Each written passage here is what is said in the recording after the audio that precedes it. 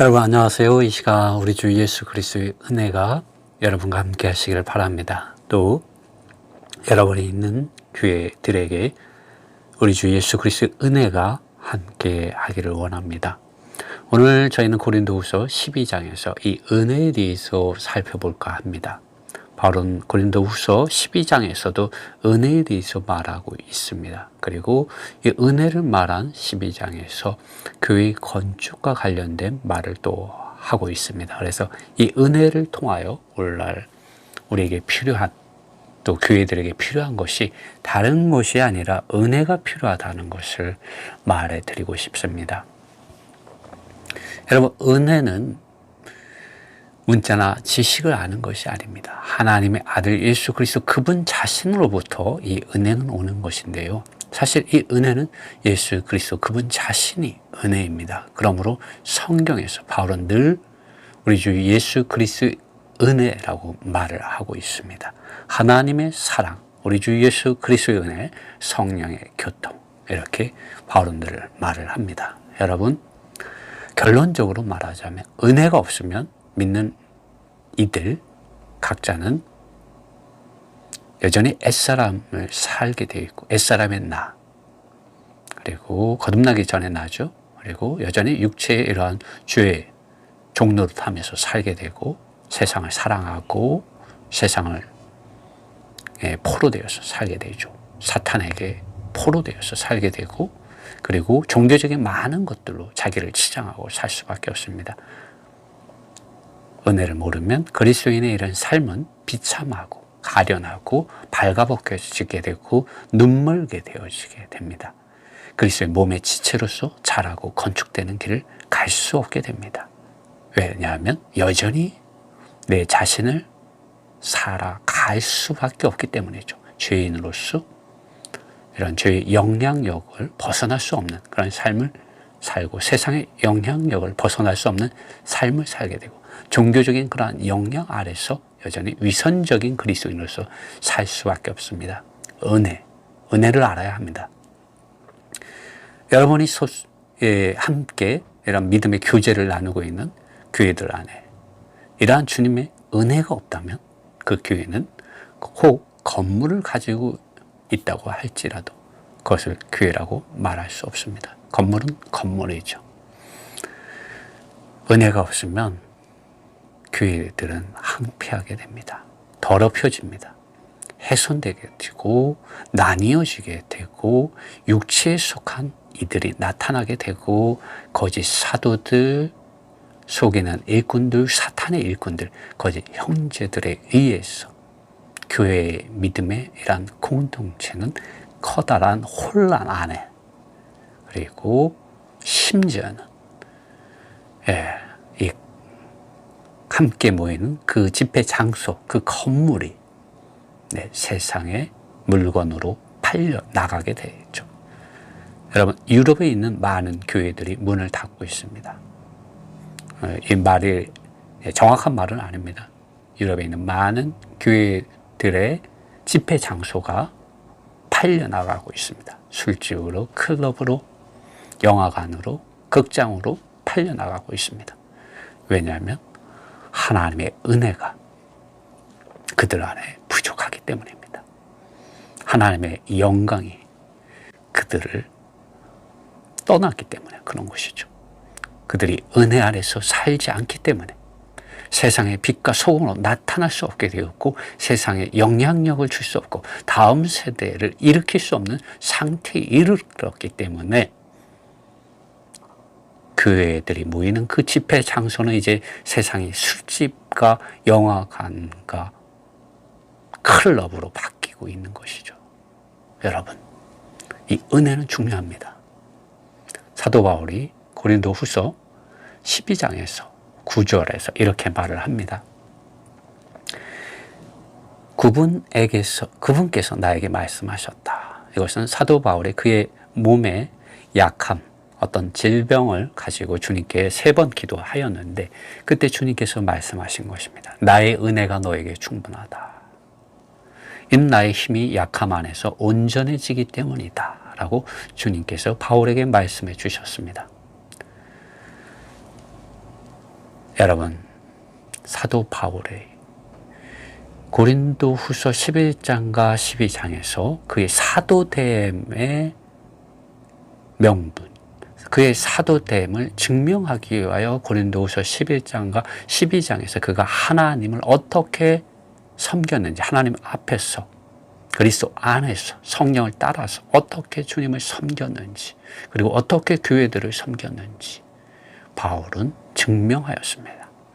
그것을 통해서 거짓 사도들, 사탄의 일꾼들, 속이는 일꾼들, 거짓 형제들을 고린도에 있는 교회 형제 자매들이 분별할 수 있도록 도움의 교통을 주었습니다. 그 교통을 주면서, 그 말을 그들에게 주면서 이 은혜에 대해서 바울이 말을 합니다.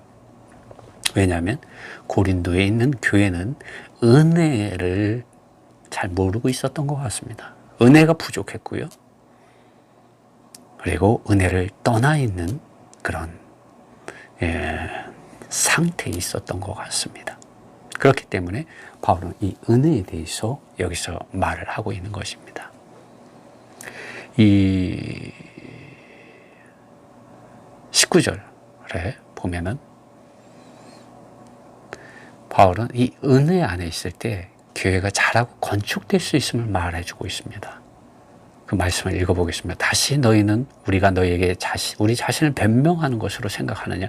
우리는 그리스도 안에서 하나님 앞에서 말하는데, 사랑하는 자들아, 우리는 모든 것들을 오직 너희의 덕을 함량하기 위하여 한다. 우리 개역성경에서는 덕을 세우기 위해서 한다라고 되어 있는데요. 이 덕을 함량하고 세우는 것은 이 정신적인 영역에 해당되는 것입니다. 사람의 혼적인 부분인데요. 사람의 생각과 마음과 관련이 있습니다.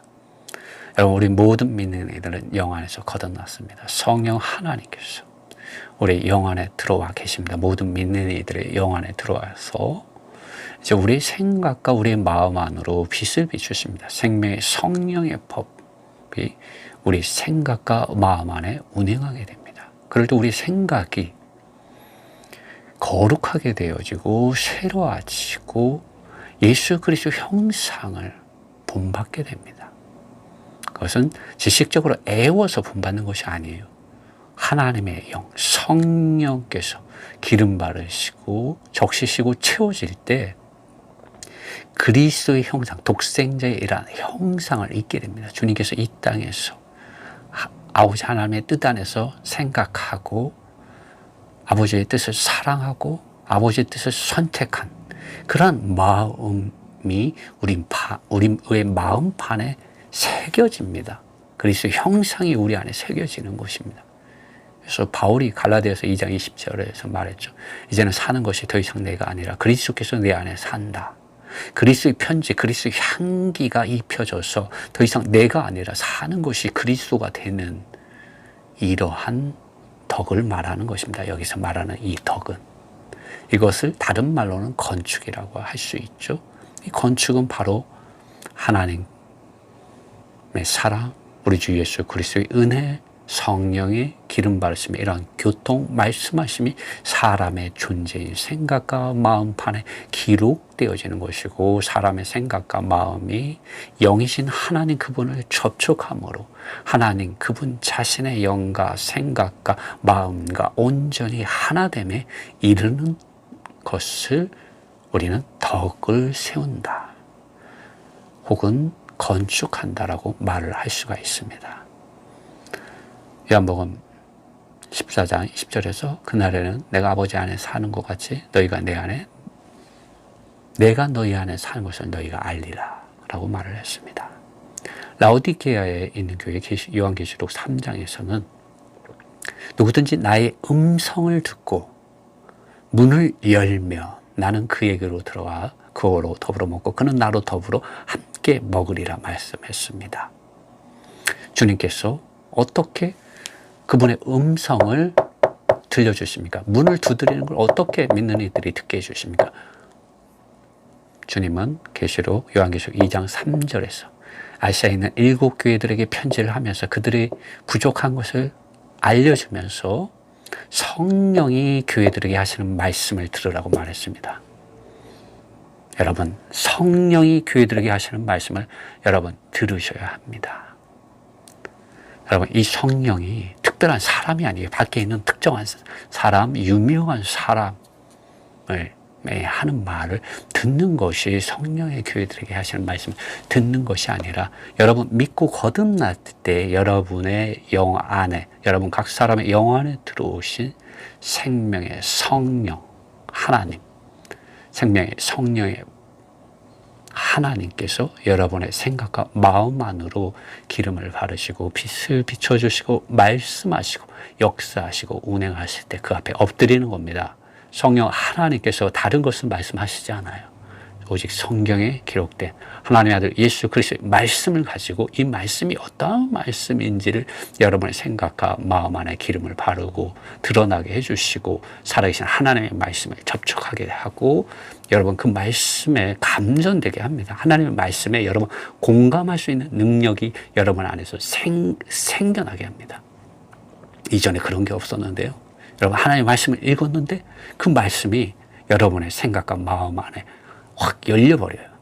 그리고 하나님 그분 자신을 접촉하게 되고 여러분의 생각과 마음 안에 있는 어둠이 사라지게 되고 치료되게 되고 놀라운 일이 일어납니다.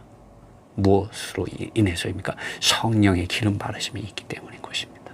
여러분 성경을 읽으셔야 됩니다. 그러므로 사도 바울은 고린도후서 12장에서 9절에서 나의 은혜가 너에게 충분하다고 말했습니다. 사도 바울은 하나님의 말씀을 지금 듣고 있는 것입니다. 여러분 입장을 바꿔놓고 한번 생각해 보세요. 주님께서 여러분이 성경을 읽는데 여러분이 기도를 하고 있는데 주님이 나의 은혜가 너에게 충분하다라는 말씀을 여러분에게 보여주시고 드러나게 해주시고 살아있게 합니다.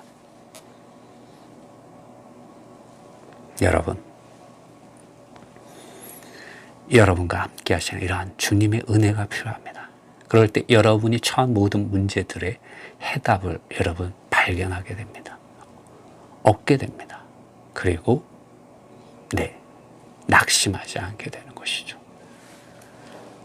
주님은 바울에게 이는 나의 힘이 약함 안에서 온전해지기 때문이다 라고 주님께서 말씀해 주십니다. 우리에게 많은 약함들이 있습니다.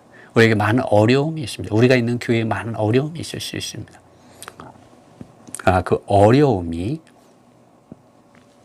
우리가 하나님의 말씀 안으로 들어갈 때 성령이 교회들에게 하시는 말씀을 듣는 그러한 영, 가난해진 영, 비워지고 오직 주님만을 바라고 주님 말씀을 들을 때 여러분 은혜가 임하게 됩니다. 그리고 이 은혜 안에서 여러분과 제가 자랄 뿐만 아니라 우리가 있는 믿음의 공동체가 그리스도의 몸으로서 자라고 건축이 됩니다. 물론 많은 교회들이 교회를 건물로 생각하는지 건물 쌓는데 너무나 열심인 것 같습니다. 자, 여러분 세상 사람들이 싫어합니다. 교회들이 헌금 모아서 건물을 쌓아 올린다고 교회가 기업이냐고 말을 합니다. 여러분 성경에서 건물을 쌓는 것을 교회 건축이라고 말한 것은 한 군데도 없습니다. 건물 짓는다고 헌금하라고 사도 바울이 교통한 적이 편지한 적이 한 번도 없습니다. 여러분 예루살렘에 있는 가난한 성도들을 위하여 기부금을 사도 바울이 유럽에 있는 교회들에게서 교통해서 그것을 모아서 헌금한 적은 있습니다. 그 외에 헌금에 관한 실제적인 이러한 교통이 신약 성경에 없다고 말할 수가 있습니다. 여러분 고린도에 있는 교회에 은혜가 부족하기 때문에 헛된 것, 하나님의 은혜를 헛되게 받는 일들을 하나님의 은혜를 무효화시키는 그러한 일들이 고린도에 있는 교회 안에 있었습니다. 여러분 고린도전서 1장에서 우리가 보았고 3장에서도 보았습니다. 그들은 어떻게 이 은혜를 헛되게 했습니까? 바울은 고린도후서 6장 1절에서 이런 말을 했습니다. 그럼 우리 곧 그분과 함께 일하는 자들로서 또한 너희에게 간청하는데 너희는 공허하게 하나님의 은혜를 받지 마라. 하나님의 은혜를 무효화시키지 말라는 것입니다.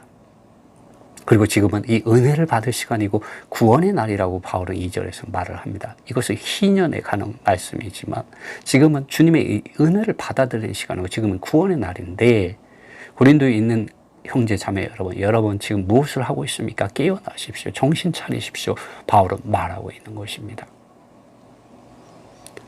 고린도에 있는 교회 형제 자매들의 상황을 보면은 이들은 여전히 어린아이였습니다. 보십시오. 이들은 나는 바울에게, 아볼로에게, 게바에게 혹은 그리스도에게 속하였다고 말하면서 그리스도의 몸으로서 자라고 건축되어져야 하는 교회의 길을 버렸습니다. 주님, 내가 이 반석 위에 나의 교회를 세우겠다고 마태복음 16장 18절에 말씀하셨습니다. 그리고 사도 바울을 통하여 그것이 그리스도의 몸으로서의 교회임을 분명하게 신약 성경에서 계시해 주었습니다.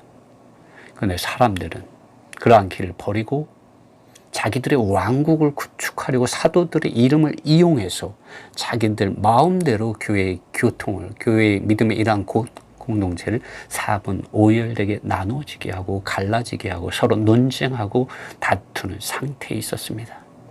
은혜가 발견되지 않는 상태였죠. 그리스도의 몸이 발견되지 않는 상태였습니다. 그래서 몸의 교통이 이루어지는 않는 상태였어요. 거룩한 공예와 성도가 서로 교통하는 것을 사도신경은 믿는다고 말하지 않습니까? 그러한 교통이 고린도에 있는 교회 안에서 발견되지 않았습니다. 다양한 은사들, 고린도후전서 12장에 보십시오. 다양한 은사들이 있다고, 성령 하나님을 통하여 주어진 은사들이 있다고 합니다. 그리스도의 몸으로서 부르심을 받은 많은 지체들에게 주님께서 성령 하나님을 통하여 다양한 은사들을 주셨다고 합니다. 교회를 잘하고 건축에 이르게 하기 위해서, 그리고 서로 다른 사역들과 다양한 활동들을 주셨다고 했습니다. 그러나 은사들, 사역들, 활동들이 제한되고 특별한 은사들만 강조되고 높아지고 특정한 사람을 높이고 특정한 사람을 따르는 당을 짓는 것들이 그들 가운데 나타났습니다. 이뿐만 아니었습니다. 그들은 육체의 이러한 정욕을 따라서 행하고 교회 안에서 음란과 간음의 일들이 있었지만 그것을 해결하지 못하는 상태였고 우상을 섬기는 일들과 우상에게 드린 이 음식을 먹는 문제로 인해서 양심이 약한, 믿음이 약한 지체들이 걸려 넘어지게 하는 일들도 있었습니다. 심지어 거짓 사도들과 속이는 일꾼들, 우리 고린도후서 11장 보면은 이 사탄의 일꾼들과 거짓 형제들을 용납하는 것이 고린도에 있는 교회 형제 자매들에게 있었습니다. 그리고 사도 바울의 사도됨을 의심하는 것까지 고린도에 있는 교회 안에 있었습니다. 여러분 어떻게 이렇게 될 수가 있습니까? 교회가 하락하고 타락하기 때문에 육체에 속한 사람들, 또 이러한 사탄의 이러한 교묘한 이러한 유혹에 넘어간 이들을 통해서 이러한 일들이 일어났었죠. 이러한 일들이 하나님의 은혜를 공허하게 무효화시키게 하고 있었던 것입니다. 그러므로 바울은 고린도서 6장에서 하나님의 은혜를 헛되이 받지 말라고 말을 한 것입니다. 바울은 오늘 고린도후서 12장에서 은혜에 대해서 말을 했습니다. 나의 은혜가 너에게 충분하다라고 말했습니다. 여러분, 지금 교회의 문제, 교회의 발등에 떨어진 이런 많은 문제들을 해결하기 위해서 많은 통계학적으로 접근한다든가 많은 어떤 그 문제를 어떤 식으로 풀어야 한다든가 하는 말들이 많습니다. 그러나 저는 여러분에게 그러한 것들을 통계적으로 아는 것을 보는 것은 한 단계이고 이 문제를 이제 근본적으로 해결하기 위해서 교회들이 우리 주 예수 그리스도의 은혜 안으로 돌아와야 된다는 것입니다. 우리의 믿음이, 우리의 생활이 주 예수 그리스도의 은혜 아래서 자라고 강해지는 생활 안으로 들어가야 한다는 것입니다. 그렇지 않으면 우리가 통계학적으로 교회 안에 있는 많은 문제들을 아는 것이 결코 그것을 통해서 해결할 수 없다는 것이죠. 교회는 그리스도의 몸입니다. 교회의 자람과 교회의 온전케 됨과 교회가 세워지는 것, 교회가 건축되는 것은 하나님의 아들 예수 그리스도 그분 자신의 은혜가 필요합니다. 교회가 자라고 건축되지 못하고 다음 세대들로 되어지지 못하는 것은 하나님의 아들 예수 그리스도의 은혜가 교회 안에서 부족해지고 있고 교회 안에 없고, 그리고 예수 그리스도의 은혜를 모르고 단지 종교적으로 하나님을 아는 그러한 종교적인 어떤 경건한 모양들만 취하고 있기 때문에 다음 세대들이 그러한 것을 싫어하는 것입니다. 우리 다음 세대들은 진짜가 아니면 받아들이지 않습니다, 여러분. 그러나 우리가 믿는 하나님은 살아계신 하나님이고 진리이신 하나님이십니다. 실제이신 하나님이십니다. 그런데 믿는다고 하는 믿음의 사람들이 말만 가지고 있고 우리 주 예수 그리스도의 은혜가 없거나 모르거나 부족하기 때문에 지금 우리 다음 세대들이 교회를 떠나가는 것이죠. 그러므로 여러분, 지금 우리는 이 은혜를 붙잡아야 합니다. 지금은 은혜 받을 만한 때라고 사도 바울은 고린도 후서 6장에서 말을 하고 있습니다. 6장 2절에 이렇게 말을 합니다. 그분께서 말씀하신다. 받아들일 수 있는 시간에 내가 너희를 들었고, 이 받아들일 수 있는 시간은 제가 영어로 번역해서 받아들일 수 있는 시간이고, 이 개역성경 지금 은혜 받을 만한 때요 이렇게 해석이 되어 있습니다. 내가 너희를 들었고 또 구원의 날에 내가 너를 도왔다. 이 말씀은 사실 레위기 25장 8절에서 10절에 있는 말씀입니다. 이스라엘 백성들이 어떠한 이유로 어떠한 집에 노예가 되었을 때 그들은 50년에 한 번 자유케 될 수 있는, 무조건 이유 없이 자유케 될 수 있는 그 시간이 옵니다. 50년에 한 번입니다. 그러나 바울은 언제든지 우리가 주님께로 돌아가면 우리는 이 은혜를 받는다는 것이죠. 자유케 될 수 있는 은혜를 받을 수 있는 시간이라는 겁니다. 지금은 받아들일 수 있는 시간, 주님의 은혜를 받아들이는 시간이다. 지금은 구원의 날이다라고 바울은 고린도에 있는 교회에게 말을 해주고 있는 것입니다. 그런데 너희들 이 은혜를 헛되이 받지 마라.